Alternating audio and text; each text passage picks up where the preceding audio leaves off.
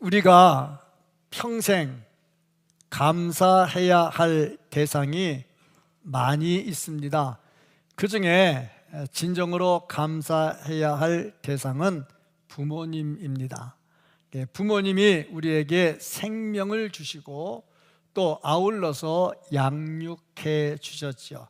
그래서 부모님의 그 은덕을 생각하면서 감사하는 사람에게 하나님께서는 축복을 내려주신다 하고 말씀을 하셨습니다. 신명기 5장 16절 말씀을 보면 너는 내 하나님 여호와께서 명령한 대로 내 부모를 공경하라.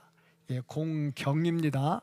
공격하라 그러면 큰일 납니다. 공경하라. 그리하면 내 하나님 여호와가 내게 준 땅에서 내 생명이 길고 복을 누리리라.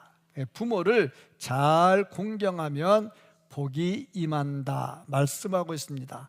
감사할 분에게 감사하면 하나님께서 또 다른 복을 더해 주십니다.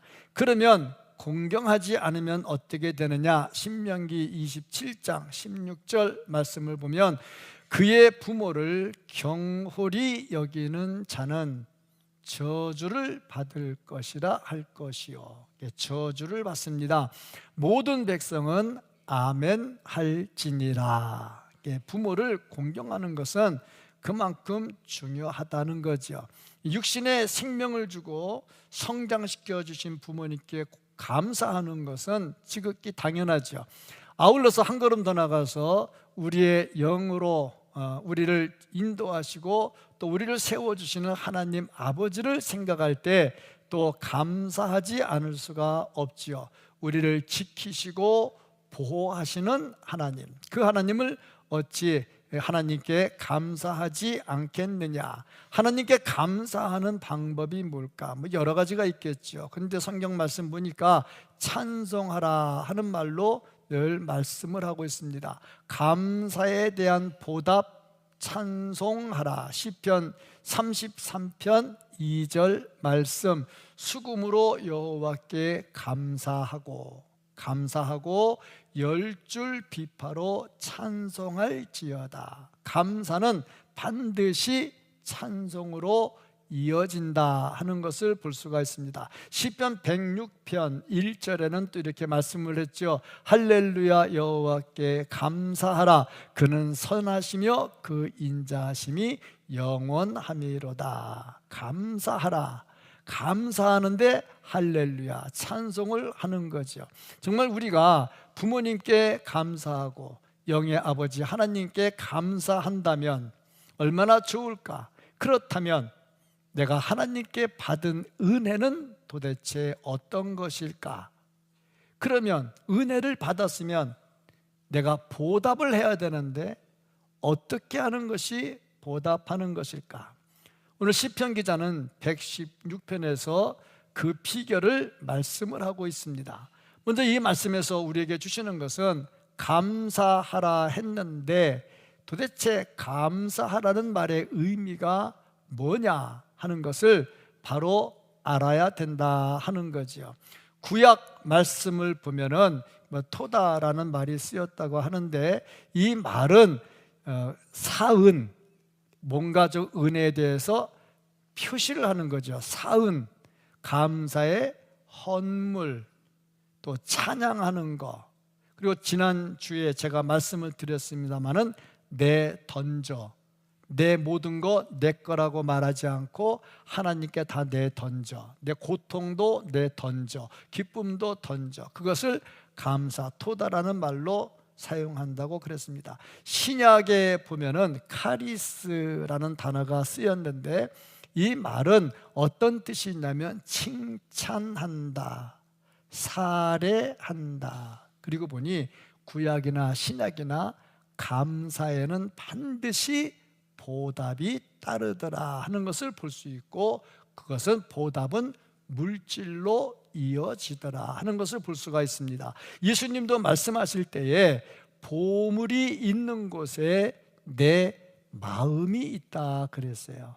내가 진짜 이거 감사합니다. 너무 고맙습니다. 그래서 제가 커피 한 잔 대접해 드릴게요. 이건 돈이잖아요, 커피는. 뭔가 감사는 물질로 보답이 된다. 그렇다면 추수감사주일로 지내고 있는데 어떻게 해야 할까? 구약 성경에 보면 이 추수감사절이라는 단어보다는 수장절, 초막절이라는 단어가 쓰였습니다. 농사하고서 거두어 드린 다음에 하나님께 감사의 제사를 드리지요. 보통 유대인들 보면 광야에 나가서 일주일 동안 감사하면서 자기 조상들이 고통을 당했던 것을 기념을 하면서 하나님께 예배를 드렸습니다. 현대 추수감사절은 우리가 하도 설교를 들어서 잘 알고 있어요. 영국에서 청교도들이 신앙의 자유를 누리기 위해서 메이플라워라는 배를 타고 아메리카 대륙으로 갔어요. 플리머스라는 곳에 도착을 해서 거기서 정착하는 과정에서 춥고 배고프고 하는 과정에서 많이 굶어 죽고 추워서 얼어 죽고 인디언들과 싸움하면서 죽고, 그런 과정 속에서 너무 힘드니까 아마 금식 기도를 좀 했나 봐요. 근데 금식 기도 하는데 해결될 만하면 또 다음에 또 어렵고, 그래서 계속 금식 기도 하다가 농부 한 사람이 제안을 했답니다. 우리가 어려울 때마다 금식 기도 하는데 우리가 돌이켜보면 우리에게도 감사할 것이 많지 않느냐. 처음에 영국에서 신앙의 자유를 얻기 위해서 여기까지 와서 우리가 마음껏 예배할 수 있으니 얼마나 감사하냐. 또 우리가 정치적으로 핍박을 받았었는데 이제 정치적으로도 얼마나 자유가 있냐, 얼마나 감사하냐. 또 우리가 아메리카 이 넓은 대륙에 왔으니 땅을 차지할 수 있으니 얼마나 감사하냐. 이제 우리 감사하자. 그래서 그걸 좋게 여겨가지고 금식기도 오늘 이번에 하지 말고 감사의 예배를 드리자. 이게 추수감사절이 됐다는 얘기가 있습니다. 어떤 것이 정설인지는 잘 모르겠지만 아마 틀린 말들은 아닌 것 같아요. 이거 보니까 정말 우리는 여러 가지 주변 환경을 볼 때에 불평하면 모든 것이 다 불평인데 감사하려고 생각하면 모든 게 다 감사라는 것을 알 수가 있습니다. 춥고 배고프고 얼어 죽고 인디안들의 공격이 오고 그거 생각하면 속상하죠. 그런데 그 중에도 종교의 자유가 있다, 정치의 자유가 있다, 넓은 대륙이 있다. 얼마나 감사할 게 많습니까? 그러니까 늘 제가 말씀을 드립니다마는 불평하는 사람은 없는 것을 보고 감사하는 사람은 있는 것을 본다. 그리고 보니 감사는 어디서 나오느냐?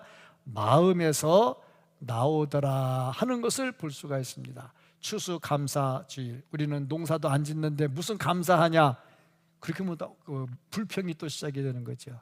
그래, 맞아. 1년 다 마무리 지어가는 과정에서 농사하시는 분들이 거두어드리고 좋아하는 모습을 보면서 우린 또 하나님께 얼마나 감사하며 예배드릴 수 있을까 생각한다면 진정한 추수감사주일이 되겠죠. 진정한 감사는 마음에서 시작이 됩니다. 무슨 일을 만나든지 늘 감사하며 살기를 주의 이름으로 축복합니다. 그러면 우리가 왜 감사해야 할까? 감사해야 될 이유가 뭘까? 그 첫 번째 이유는 모든 것이 전부 다 하나님의 은혜이기 때문이다.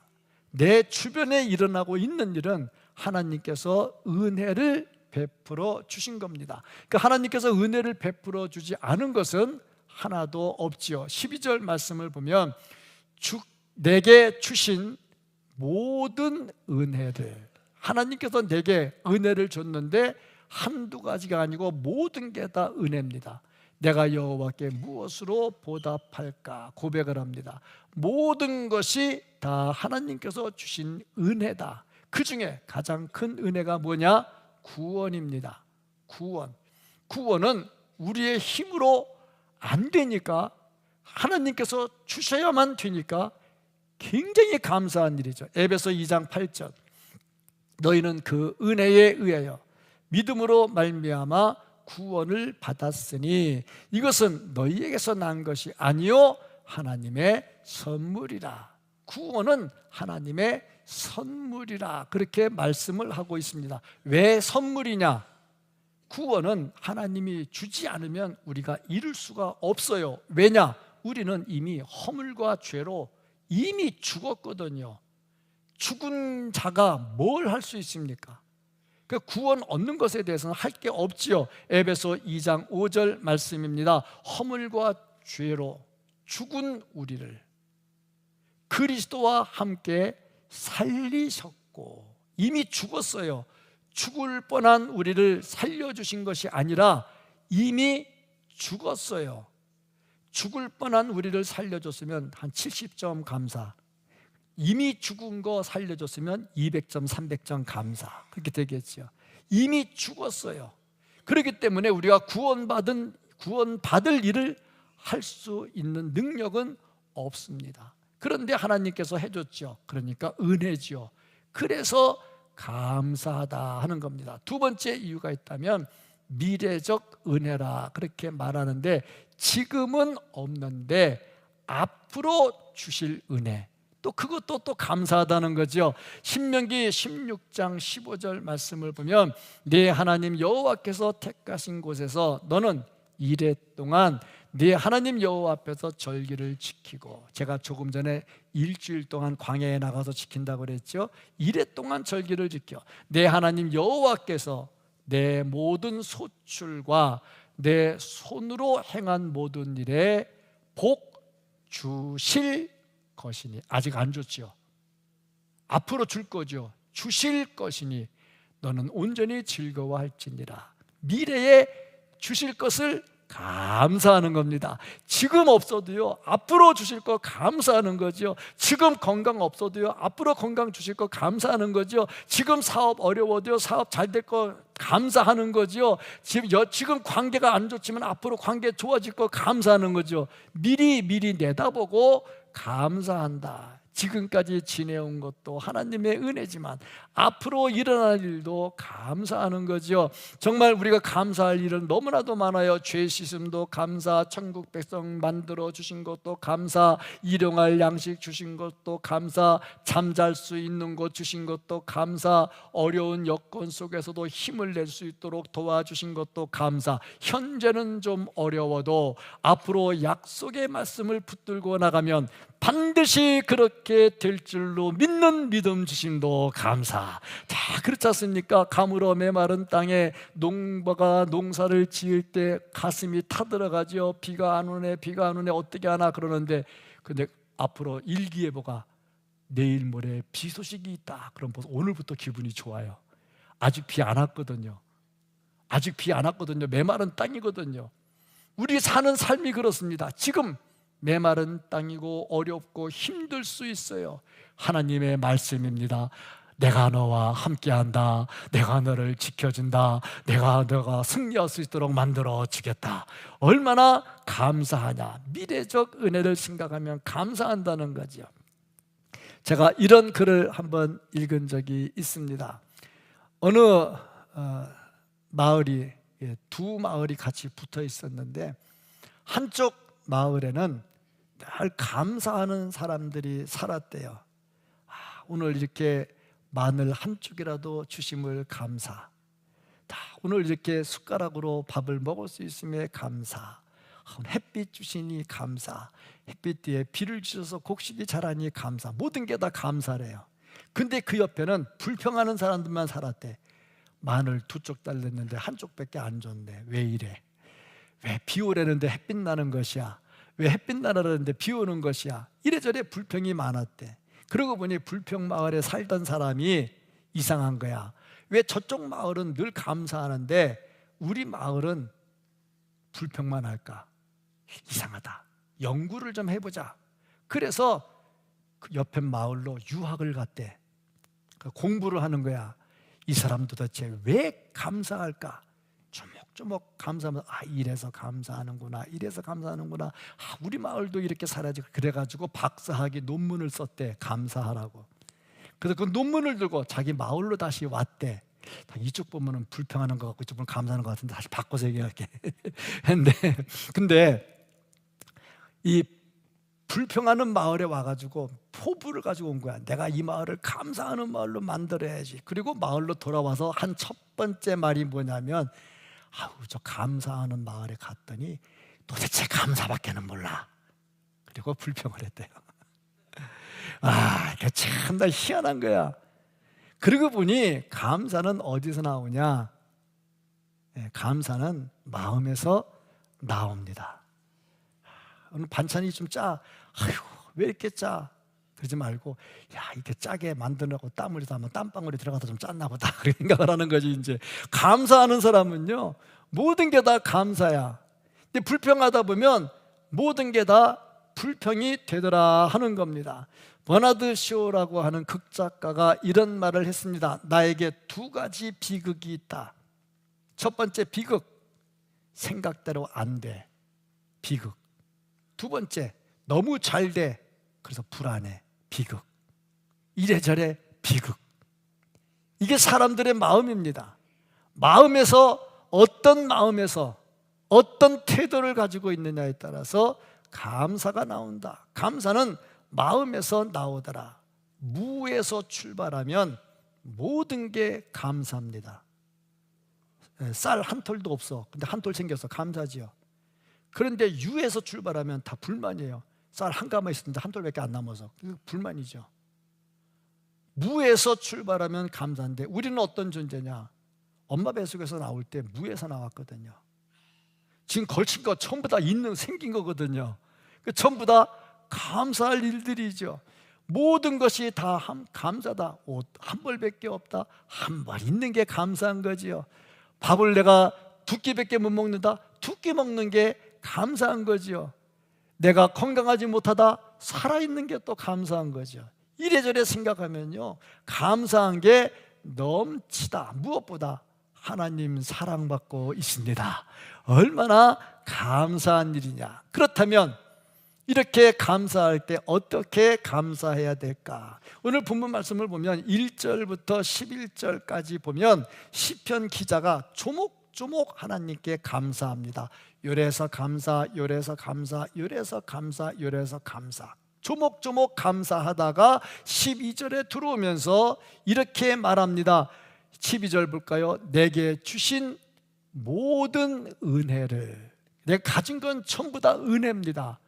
내가 여호와께 무엇으로 보답할까? 이 보답이라는 단어가 나옵니다. 여호와께 감사하면 반드시 보답을 해야 된다는 겁니다.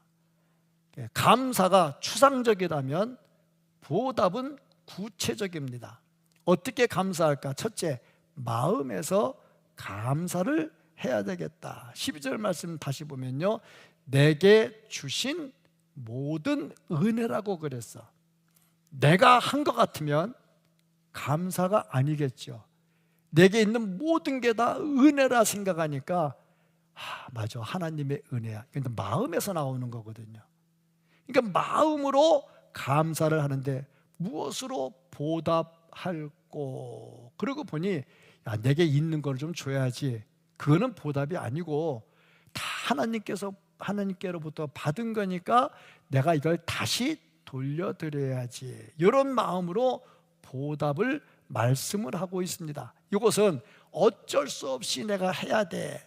아이고, 이거 안 하면 안 돼. 남들 다 하는데 이러면 안 되지. 그게 아니고요. 어떻게 하면 내가 더 할 수 있을까? 더 했으면 좋겠는데 더 하지 못하는 마음이 너무 안타까워. 이거를 이제 어떻게 보답할꼬? 그렇게 말씀을 기록을 하고 있는 거예요. 마음의 자세죠.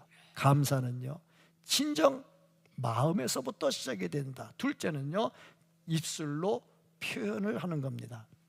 립 서비스로 끝나면 감사가 안 되고, 일단은 감사의 마음이 입술로 표현이 돼야 돼. 오늘 말씀의 13절 말씀 보면 내가 구원의 잔을 들고, 구원의 잔이라 하는 것은 감사로 드리는 제사에 부어지는 기름, 술을 말합니다. 그러니까 그거 드려져야 제사가 온전히 돼요. 그 온전한 제사를 드리면서 어떻게 하느냐? 여호와의 이름을 불렀다. 여호와의 이름을 부르는 건 뭘 말하느냐? 찬양을 말하는 겁니다. 우리가 하나님께 드리는 감사 중에 정말 중요한 것은 찬양입니다. 시편 100편 4절 말씀을 보면 감사함으로 그 문에 들어가며 찬송함으로 그 궁정에 들어가서, 감사가 찬송으로 이어집니다.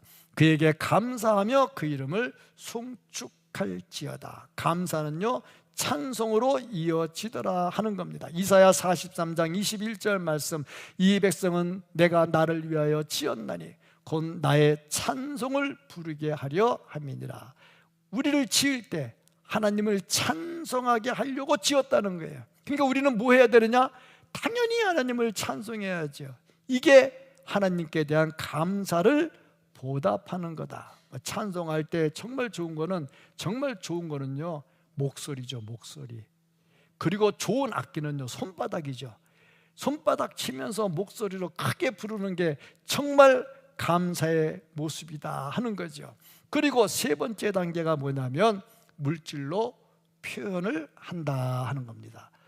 조금 전에 제가 말씀을 드렸습니다만 감사는 추상적이라면 보답은 구체적이라 그랬어요. 14절 말씀 보면 여호와의 모든 백성 앞에서 나는 나의 서원을 여호와께 갚으리로다. 서원을 갚는데요. 그러니까 시편 기자가 하나님께 서원을 했던 거야. 서원을 언제 합니까? 우리가 좋은 일 있을 때 서원합니까? 좋은 일 있을 때 서원 잘 안 해요. 어려운 일 있을 때 서원합니다. 몸이 아플 때 하나님 내 몸 고쳐주시면요 제가 이렇게 할게요. 하나님 이번 사업 이것만 잘 되면요 제가 이렇게 할게요. 저 승진시켜 주시면요, 우리 애 합격하게 하시면요, 취직시켜 주시면요, 다 그 서원이 다 어려울 때 되는 거잖아. 근데 이 시편 기자가 서원을 갚는다 그랬어. 서원을 말로 갚아요? 말로 안 갚잖아요. 뭔가 물질로 다 갚는 거잖아요.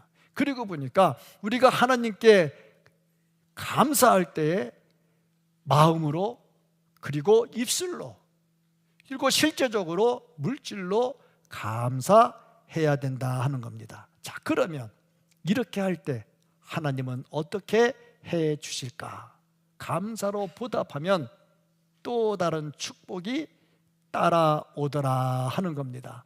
감사하는 자에게 하나님은 또 다른 축복을 더해 주십니다. 어떤 복을 더해 주시냐? 첫째, 평강과 기쁨의 복을 더해 주시더라 하는 겁니다.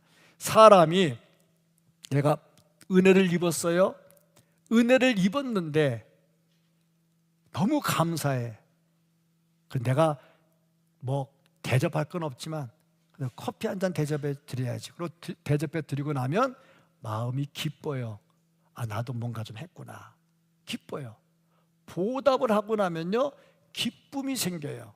그러니까 하나님께 우리가 은혜를 입어서 아, 하나님 감사합니다. 그래도 기뻐요. 그런데 그래서 내가 이렇게 내가 하나님께 받은 것을 다시 하나님께 드립니다 하면은 마음에 기쁨이 있어. 제가 오래전에도 한번 말씀을 드린 적이 있어요. 예배 시간에 어떤 순서가 제일 은혜가 됩니까? 질문을 했어요. 찬송, 기도, 헌금, 광고 쭉 있잖아요. 쭉 있는데 어떤 시간이 제일 은혜가 됩니까? 그랬는데 어느 집사님이 이렇게 고백을 했어요. 헌금송 부를 때 제일 은혜가 됩니다. 저는 조금 서운했죠. 왜? 설교 시간이 제일 은혜가 된다 그러나 기분이 좋을 텐데 헌금송 부를 때가 제일 은혜가 된대. 제가 또 궁금하잖아요. 도대체 왜 그래요? 그랬더니 그 집사님 얘기가 뭐냐면 자기가 한 달 동안 직장생활 힘든 가운데 스트레스 받아가면서 이 월급을 받았잖아요. 그 월급을 가지고 11조 드리고 감사헌금하고 해가지고 하나님께 드릴 때 모든 것이 주께로부터 왔으니 주님께 드린다 그 할 때 막 마음에 감동이 된대. 어떤 사람은 헌금할 때 시험 들거든. 그래서 은혜 받다가도 헌금 얘기하면 다 시험 들어가지고 그냥 갚버리거든. 근데 그분은 달랐어. 그분은 달랐어. 하나님께서 나에게 주신 것을 드릴 수 있으면 다윗도 그랬잖아. 드릴 보답을 하면요, 마음에 기쁨이 넘쳐나게 되는 거야. 그렇습니다. 하나님께 드릴 때 평강의 복이 넘치더라는 거죠.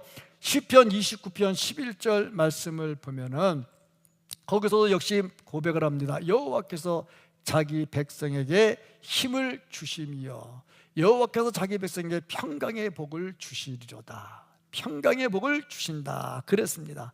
또 두 번째, 하나님께서 어떻게 하시느냐?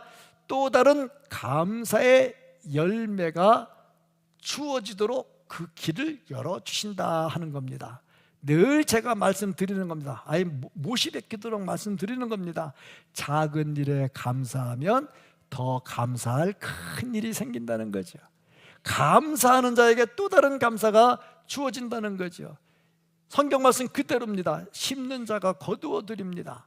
많이 심는 자가 많이 거두어 드리죠. 세 번째가 뭐냐면 더욱더 심는 자에게 더욱더 거둬 드리는 법칙이 주어진다 하는 겁니다.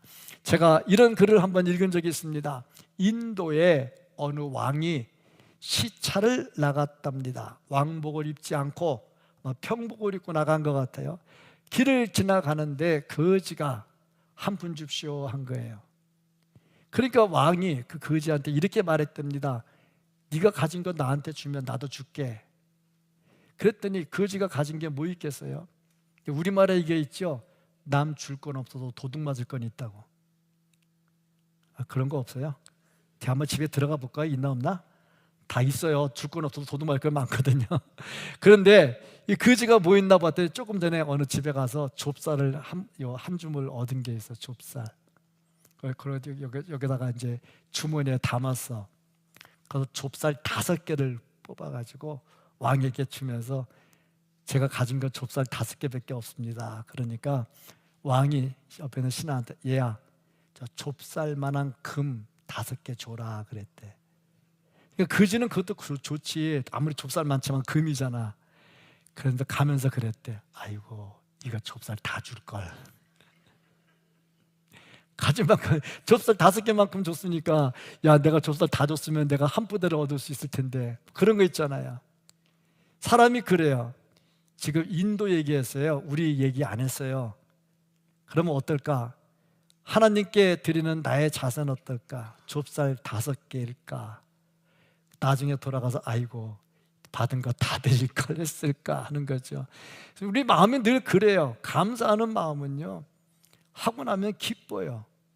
정말 기쁩니다. 요즘에는 목사님 넥타이 사주는 사람 별로 없으니까. 왜냐면 넥타이는 취향이니까 잘 안 사줘요.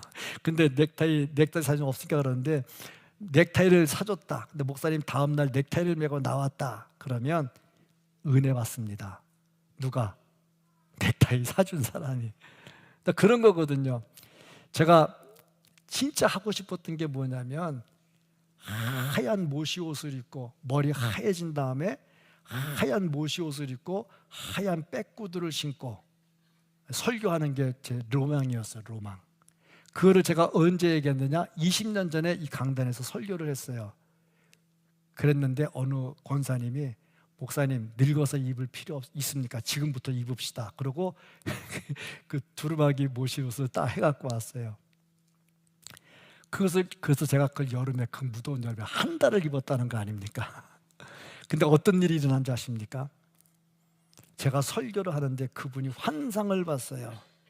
그날 주일날 김양은 목사가 설교하는 게 아니고 예수님이 와서 환하게 광채나는 예수님의 설교하는 모습을 봤대.